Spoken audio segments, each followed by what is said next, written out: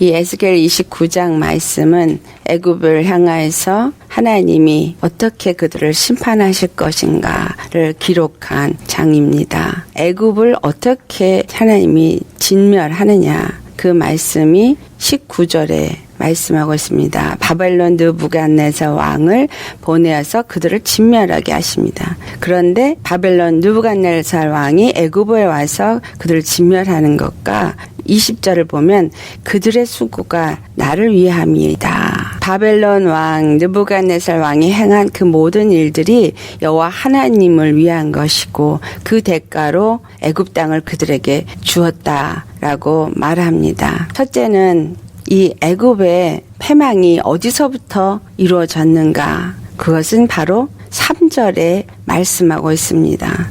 너는 말하여 이르기를 주 여호와께서 이같이 말씀하시되 애굽의 바로 왕이여 내가 너를 대적하노라. 너는 자기의 강들 가운데 누운 큰 악어라. 스스로 이르기를 나의 이 강은 내 것이라. 내가 나를 위하여 만들었다 하는도다. 이렇게 말한 것이 바로 그들이 범죄하게 된 것입니다. 9절에 같은 이야기가 나옵니다. 애굽 땅이 사막과 황무지가 되리니 내가 여호와인 줄을 그들이 알리라. 내가 스스로 이르기를 이 강은 내 것이라. 내가 만들었다 하는도다. 모든 것이 주께로 말미암았고 주께서 모든 것을 주를 위하여서 지으셨는데 창조물을 내 것이라고 하고 나를 위하여 만들었고 내가 그것을 만들었다 라고 하면서 그들이 하나님 앞에 죄를 범합니다. 그들은 이 나일강을 숭상하고 그 나일강이 그들에게 부여와 번영을 준다고 생각해서 하피라고 하는 신으로 세워서 그 강을 경배했던 것이 애굽 사람입니다. 그리고 또 하나 6절에 애굽은 이스라엘에게 갈대지팡이라. 다시 말하면 이스라엘이 애굽을 의지하였다라는 것을 말하고 있습니다. 그런데 이스라엘이 그들을 의지하였지만 그것은 갈대지팡이기 때문에 부러져서 그들이 온전히 의지할 수 없고 그 허리가 흔들리게 하는 그러한 일이 있을 것이다. 이 말씀을 살펴보면서 이것이 오늘날 우리와 무슨 관계가 있느냐. 애굽 하면 제일 먼저 떠오르는 것이 바로 출애굽 사건입니다. 애굽에서 종살이를 하던 이스라엘 백성들을 하나님이 그곳에서 이끌어내셔서 그들로 하여금 광야를 통과해서 이스라엘 땅에 이르러 이스라엘 백성이 되게 합니다. 자, 그렇다면 애굽이 내가 신이다. 이 모든 것들이 내 것이다. 라고 말했던 이러한 것들은 오늘날 신약과 연결해서 그 애굽의 출애굽 사건을 살펴본다면 출애굽을 할 때 10가지 재앙을 일으킨 중에 마지막 재앙이 어린 양을 죽이면서 그것을 문인방과 문설주에 바르는 사건이 있습니다. 그것을 유월절 어린 양의 사건이라고 하죠. 그때 애굽에게 임한 재앙은 애굽 땅에 있는 모든 장자들이 다 죽게 되어지는 사건이었습니다. 그런데 이스라엘 백성들은 그 어린 양의 피 바른 집 안에 거한 이스라엘인들은 죽지 아니하고 그 밤에 애굽에서부터 나올 수 있게 되어지는 그러한 일이 일어납니다. 이것이 신약에서 무엇을 의미하느냐? 바로 이 어린 양, 그 피는 예수 그리스도 십자가의 피를 상징하고 있습니다. 그래서 바로 애굽에서 이스라엘의 탈출은 죄와 사망의 법에서 예수 그리스도 십자가의 보혈로 말미암아 건짐을 받게 되어지는 사건을 말하고 있습니다. 그렇다면 이 애굽은 무엇을 말하고 있느냐? 바로 죄와 사망의 권세를 가지고 이스라엘을 괴롭혔고 그들을 종살이로 죄의 종으로 살게 하였던 그 어둠의 나라를 말하고 있다라는 것을 우리가 알 수 있습니다. 바로 왕은 바로 그 어둠의 나라의 왕으로서 세상 임금 밑에는 사단을 말하는 것입니다. 그렇다면 이 애굽이 하나님 앞에서 이제 진멸을 당하게 되어지는 이 시점과 그 출애굽 시점을 돌아볼 때 어떤 차이가 있느냐. 때 당시 애굽의 이스라엘 백성들이 거할 때에 에스겔서 23장에 이미 말씀을 나누었던 게 있습니다. 이스라엘이 젊을 때 애굽 사람들과 음행을 하였다. 근데 그 이후에 애굽 사람을 더 연모해서 그들과 음행했다는 말이 19절부터 21절까지 나오고 있습니다. 그 얘기는 무엇을 의미하느냐? 애굽에 있을 때 애굽의 신들을 그들이 섬기는 자들이 되었었지만 하나님의 거룩한 이름을 나타내시기 위해서 그들을 애굽에서 진멸하지 아니하시고 이끌어 내셨습니다. 다시 말하면 우리가 죄와 사망의 법에 속하여 있는 아담의 죄의 속성을 가진 죄인으로 이 땅에 살았지만 우리를 그것으로 인해서 진멸을 하기를 원치 아니하시고 예수 그리스도로 말미암아서 구원을 받게 하여 주셨습니다. 예수님의 십자가의 피로 우리가 죄사함을 얻고 예수님 안에서 의롭다함을 얻은 자가 되어져서 이제 죄와 사망의 법에서부터 우리가 건짐을 받아서 이제 하나님의 빛의 나라, 사랑의 나라, 의의 나라인 가나안 땅으로 이끌어서 예수님 안에 거하는 이스라엘 백성이 되게 하여 주셨다는 거예요.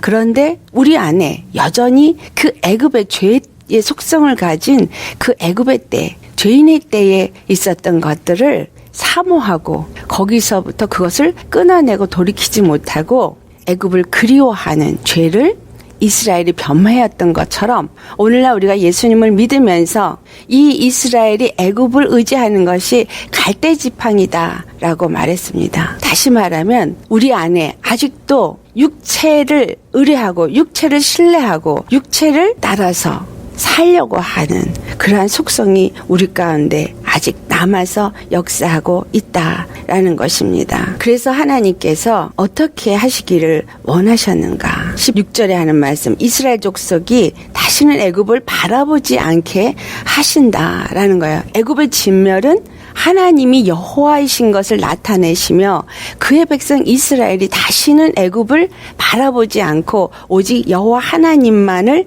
의지하고 바라보게 하시고자 하십니다. 그뿐만이 아니라 애굽에 사로잡혔던 자들도 다시 돌아와서 다시 작은 나라, 미약한 나라로 세우게 되어지는 것도 그들이 여호와를 알게 하고 다시는 그들의 죄악이 기억되지 않게 하고자 하십니다.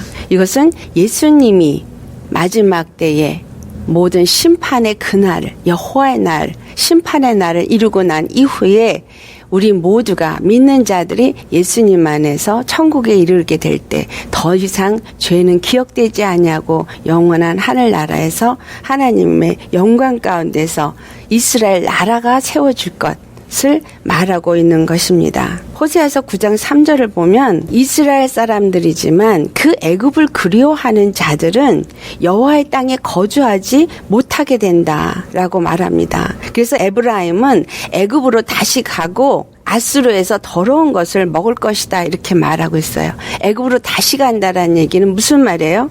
세상으로 다시 돌아간다는 거예요. 세상으로 다시 돌아간다. 이 말이 히브리서 10장 26절을 보면 우리가 진리를 아는 지식을 받은 후 예수 그리스도 십자가의 복음을 받은 후 짐짓 죄를 범한다면 다시 속지 않은 제사가 없다라고 말합니다.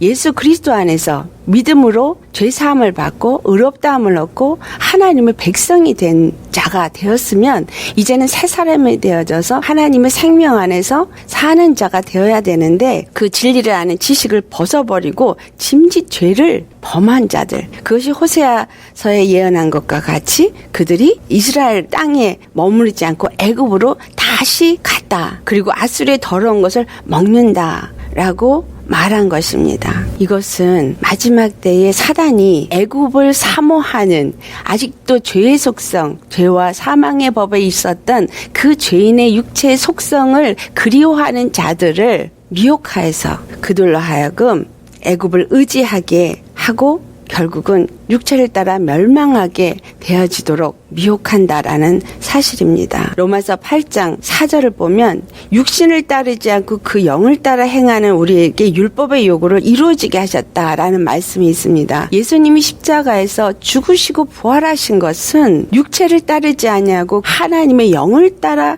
행하고자 하는 사람들을 그 율법의 요구, 죄로 말미암아서 사망을 요구하는 그 법에서부터 우리를 자유케 하시기 위함이다라는 것을 말하고 있습니다. 육신을 따르지 않고 그 영을 따라 사는 자들을 위해서 그 일을 이루어 주셨는데 우리가 다시 육신의 생각을 하고 육신을 따라가는 그러한 자가 되어졌다면 로마서 8장 6절 말씀 육신의 생각은 사망이다 라고 말합니다. 또한 7절에는 육신의 생각은 하나님과 원수가 된다 라고 말합니다. 여기서 육신의 생각과 애굽하고 연관이 잘 안 될 수도 있죠. 원어에서는 육신의 생각이 뭐냐면 sinful nature, NIV로 번역이 될 때 sinful nature라고 말했는데 죄의 속성, 죄의 본성, 예수님을 믿었어도 이 죄의 본성, 다시 말하면 애굽에 종살이를 했던 것을 사모하는 속성, 그것을 음행했다. 오홀리바가 그 애굽을 사모함으로 음행했다라고 말한 것과 같은 이야기죠. 그 육신의 생각, 그 죄의 본성을 따라서 만약에 샀다면 그것은 사망이요. 하나님과 원수가 된다. 애굽이 사단에게 속한 자로서 하나님의 백성을 무너뜨리는 역할을 하였기 때문에 애굽은 반드시 하나님의 진멸 아래 놓이게 되어진다라는 것처럼 이와 같은 죄성을 따라서 사는 자들, 마귀의 종이 되어서 사는 자들이 하나님의 백성들을 미혹하고 그 옆에서 하나님의 백성들이 육체를 따라 사는 자들을 바라보고 좋게 생각하고 그들을 의지하고 그들을 따라가게 하는 그러한 역사가 이 마지막 때에 일어나게 된다라는 것입니다. 그 말씀이 디모데후서 3장 2절 이후에 말하고 있죠. 2절에 뭐라고 말합니까? 자, 함께 봉독합니다. 사람들이 자기를 사랑하며 돈을 사랑하며 자랑하며 교만하며 비방하며 부모를 거역하며 감사하지 아니하며 거룩하지 아니하며 자기를 사랑하며 돈을 사랑한대요. 돈을 사랑함이 일만하게 뿌리라고 하였는데 그 돈을 사랑하는 자가 되어지고 자랑하고 나의 나된 것이 마치 내 능력으로 된 것 같이 생각하고 있는 것들. 3절을 보면 무정하며 원통함을 풀지 아니하며 모함하며 절제하지 못하며 사나우며 선한 것을 좋아하지 아니하며 4절 배신하며 조급하며 자만하며 쾌락을 사랑하기를 하나님 사랑하는 것보다 더하며 이러한 자들이 되어진다라는 거예요. 믿는 자들이 바로 무엇 때문에 애굽을 의지하고 애굽을 사랑하며 음행하는 자가 되어질 때 이스라엘이 이와 같이 타락하게 되어진다라는 것입니다. 히브리서 12장 4절에 너희가 죄와 싸우되 아직 피 흘리기까지 싸우지 않았다라고 말합니다. 우리 안에 있는 이러한 죄의 속성과 우리의 싸움은 피 흘리기까지 나를 쳐서 죽이는 데까지 싸워야 된다라는 것입니다. 반드시 이 죄를 따라가는 자들이 멸망을 당합니다. 하나님께서 이 애굽을 심판하시고 그들을 멸망을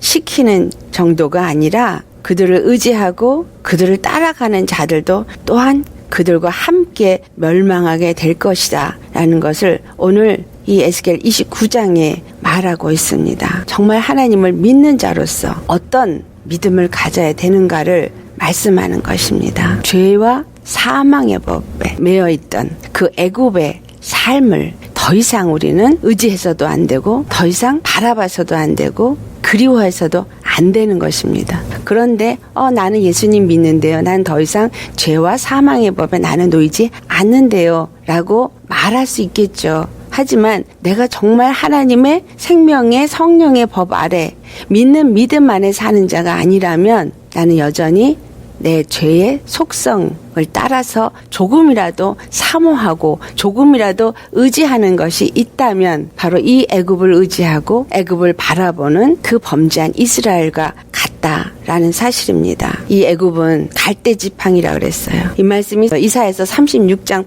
6절에도 가보면 그 갈대 지팡이 상한 갈대 지팡이라고 말하였어요. 그래서 그것을 의지하면 손이 찔리고 그를 믿는 자들은 다 이와 같이 망하게 될 것이라고 말씀하고 있습니다. 우리는 오직 예수님만 바라보는 자가 되어야 합니다. 십자가에서 죄의 속성인 나는 죽고 믿는 믿음 안에 사는 자가 되셔야 하는 것입니다. 왜냐하면 육체의 생각은 하나님과 원수가 되고 그것은 사망이기 때문에 바벨론에 의해서 심판을 받게 되어지는 것과 같이 배도된 변질된 교회가 가는 길을 절대로 우리는 따라가면 안 됩니다.